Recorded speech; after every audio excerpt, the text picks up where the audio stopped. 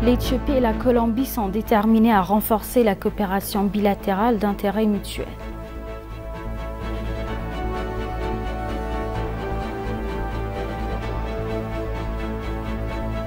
Le président Julie Bio exhorte à mettre fin à la guerre en Ukraine pour l'humanité.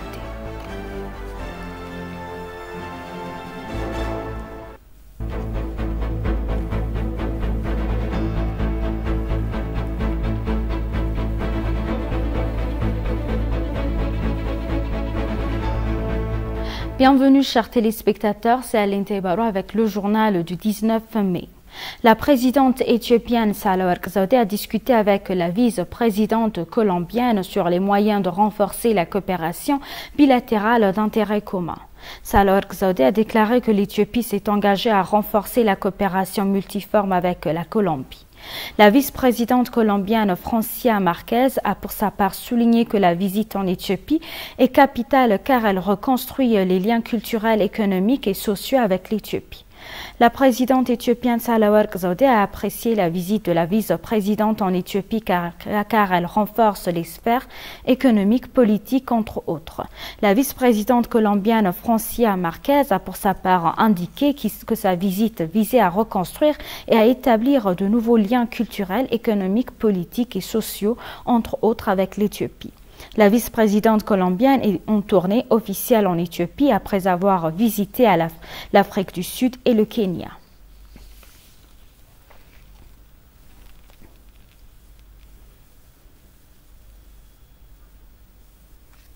Par ailleurs, le Premier ministre Abiy Ahmed a rencontré et discuté avec Francia Marquez, vice-présidente de la Colombie. Le Premier ministre a souligné que l'Éthiopie et la Colombie s'efforceraient de renforcer les relations bilatérales. Il croit également que les deux pays explorent les possibilités de collaboration dans divers domaines.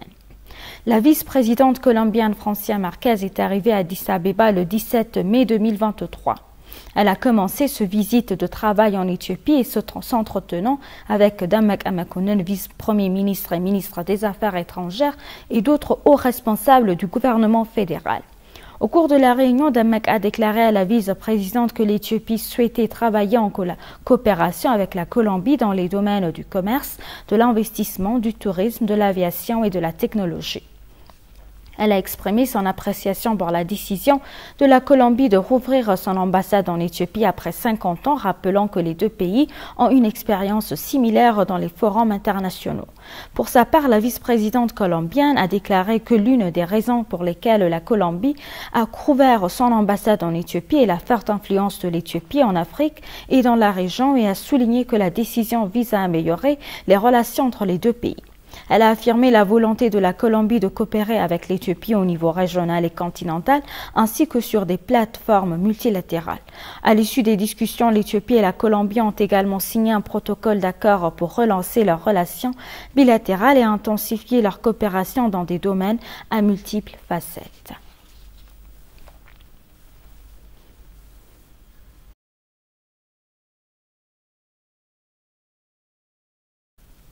Les travaux de réhabilitation des établissements de santé qui ont été endommagés dans les zones où il y avait la guerre et les conflits n'ont pas été à la hauteur requise.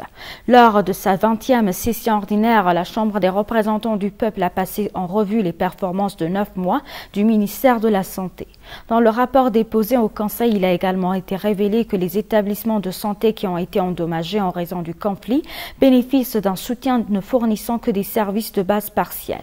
Selon une enquête menée par le ministère de la Santé sur les régions détruites par la guerre d'Afar d'Amara, 42 hôpitaux, 499 centres de santé, 1728 postes de santé et 159 ambulances ont été complètement détruites.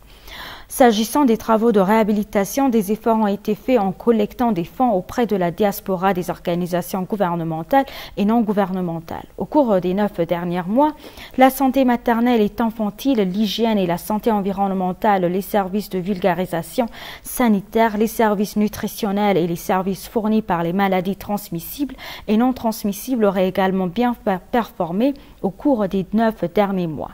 Parallèlement, afin d'améliorer la prestation des services médicaux, de nouvelles applications d'essai ont été lancées dans 38 hôpitaux, ce qui augmenterait la qualité des services médicaux.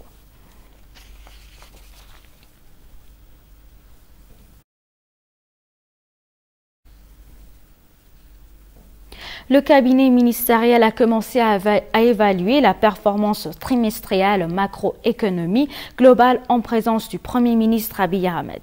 Présentant les performances de 9 mois de l'année fiscale éthiopienne 2015 de la ministre de la Planification et du Développement, Fitsum Assefa, a déclaré que la plupart des plans progressent bien.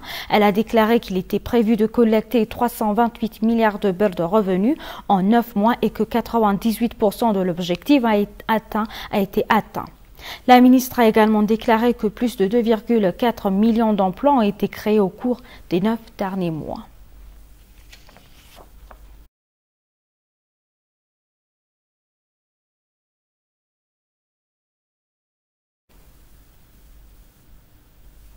Le porte-parole du ministère des Affaires étrangères, Mella Salem, a réitéré le soutien continu de l'Éthiopie aux ressortissements soudanais fuyant dans les combats.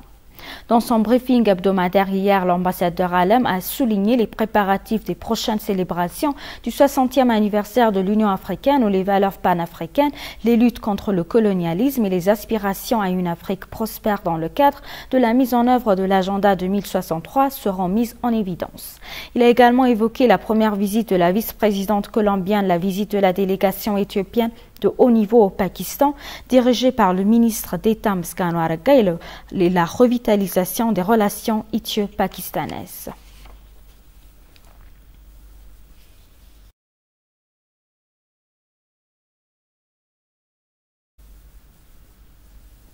La présence de l'Organisation de coopération éducative dans la capitale éthiopienne facilitera la réalisation de la coopération sud-sud idéale dans le secteur de l'éducation. Cette remarque a été faite hier lors de l'inauguration du siège de l'OEC aux organisations intergouvernementales nouvellement créées des 2 pays du Sud d'Afrique, d'Asie, d'Amérique latine, du Pacifique et du monde en arabe.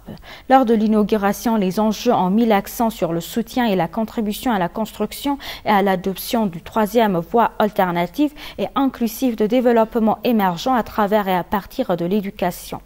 Le secrétaire général de l'OEC a souligné que la présence de l'organisation dans la capitale éthiopienne facilitera la réalisation de la coopération sud-sud idéale dans le secteur de l'éducation. Il a également souligné que l'éducation est le seul moyen par lequel les visions d'avenir des États membres peuvent se concrétiser car elle forge et unit la diversité tout en favorisant la coopération. L'inauguration des bureaux de l'OEC soutiendra les efforts du gouvernement pour développer le secteur de l'éducation et les partenariats de l'Éthiopie avec les organisations internationales.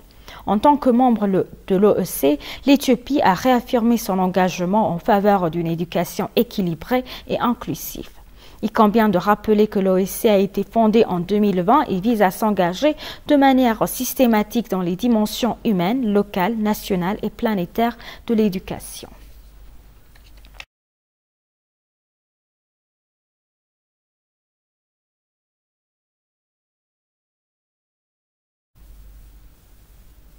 Le ministère des Affaires étrangères d'Amek Amakonnen a eu une conversation téléphonique avec le prince Faisal bin Farham Al Saoud, ministre des Affaires étrangères de l'Arabie saoudite.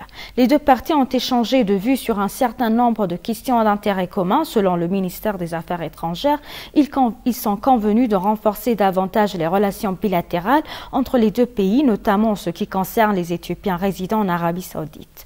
La conversation comprenait également un échangement de vues sur les efforts en cours du Royaume d'Arabie saoudite pour aider les parties au Soudan à parvenir à un règlement négocié.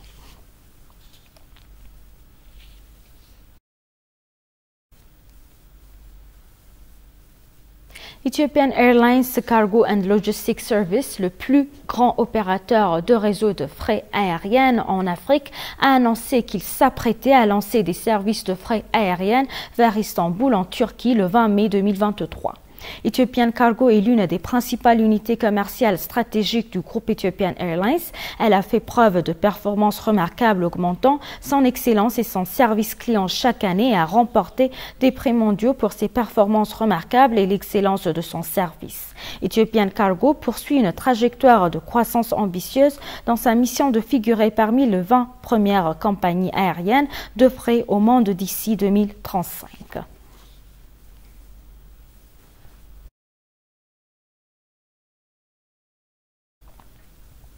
Le ministère du Commerce et de l'Intégration régionale a déclaré que l'Éthiopie intensifie ses efforts pour étendre ses destinations d'exportation à travers le continent. Le ministre d'État au Commerce et à l'Intégration régionale Tashala Bello a souligné que la zone de libre-échange continentale africaine tant espérée offre de nouvelles opportunités pour réaliser ses ambitions. L'Éthiopie est l'un des principaux producteurs et exportateurs du meilleur café arabique au monde, mais elle ne tire pas pleinement parti du potentiel du produit sur le marché d'exportation en raison du manque de destinations d'exportation diversifiées. Jusqu'à présent, l'Éthiopie a suivi une approche d'exportation verticale, le temps que des pourparlers et des négociations bilatérales visant à atteindre la plupart des pays africains sont en cours. Il a déclaré que le gouvernement travaillait de manière agressive pour élargir les destinations d'exportation tant au niveau mondial que continental. Il a souligné que l'augmentation de la production et de la productivité avec la qualité est cruciale pour le commerce d'exportation de l'Éthiopie. Tashala Bello, ministre d'État au Commerce et à l'Intégration régionale, a souligné que l'accord sur la zone de libre-échange continentale africaine offre de nouvelles opportunités pour réaliser l'ambiance de l'Éthiopie. Malgré des périodes de perturbation du commerce d'exportation en raison de défis locaux et internationaux, le commerce d'exportation est maintenant relancé suite au rétablissement de la paix dans le nord du pays, ce qui est essentiel pour augmenter la production et la productivité, a-t-il souligné.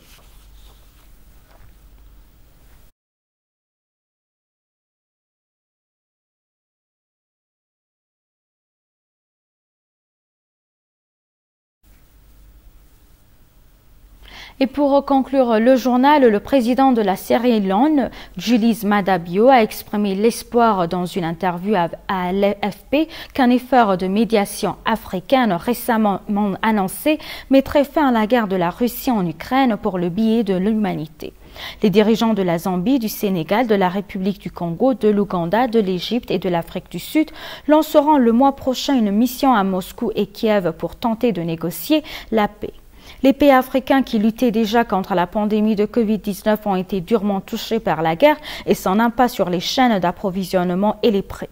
En juillet dernier, la Sierra Leone a réduit de 3,0 sa monnaie dans l'espoir de restaurer la confiance dans l'unité Leone, frappée par l'inflation. En août, des émeutes ont déclaré à cause de la hausse du coût de la vie et 27 civils et 6 policiers ont été tués. L'économie de la Sierra Leone, dépendante des minéraux, se remet encore d'une guerre civile brutale de 1991 à 2002 et des pandémies d'Ebola en Afrique de l'Ouest de 2014-2016. Le pays ouest africain de 8 millions d'habitants organisera des élections présidentielles, parlementaires et municipales le 24 juin.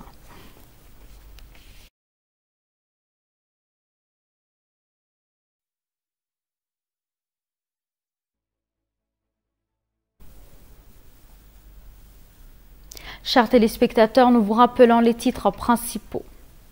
L'Éthiopie et la Colombie sont déterminées à renforcer la coopération bilatérale d'intérêt mutuel.